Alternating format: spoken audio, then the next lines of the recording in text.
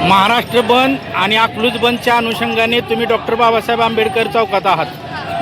काय भूमिका आहे एक युवती म्हणून, आज तुम्ही एक युवक म्हणून तुमची काय भूमिका आहे नीट पेपर लीक प्रकरणी? आज सगळं कॉन्फिडेन्सची दुनिया चालू आहे. ह्या दुनियात जे बाबासाहेबांनी आमच्यासाठी केलेलं आहे ते आम्हाला आमचा अधिकार कोणी सुद्धा घेऊ शकत नाही. हे खूप चुकीचं आहे. जी या स्टुडंटवर अन्याय होता असं नाही झालं पाहिजे. माझी एवढीच इच्छा आहे की धर्मेंद्र प्रसाद यांनी राजीनामा दिलाच पाहिजे. जी आमच्यासोबत अन्याय झाला आहे हा जय भीम जय संविधान.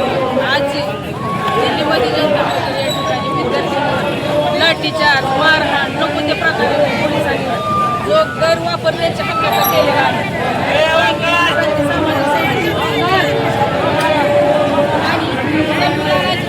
आपल्याला जो अधिकार दिलेला आहे लढण्याचा एकत्र येण्याचा कायम अधिकार आपला कोणीच तो अधिकार आपल्या बदलून राहून घेऊ शकत नाही.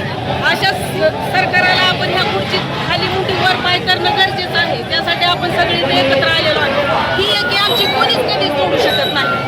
आज जी वर्गीकरण ही चाललेलं आहे सगळा शासनाचा खेळ आहे आमची एकी तोडण्याचा. ही एकी कधीच कोणी तोडू शकत नाही. हीच माझा जाहीर निषेध आहे. भारतातील नागरिक भारतीय जनता पार्टीच्या या केंद्र सरकारवर नाराज आहे असं तुम्हाला वाटते का?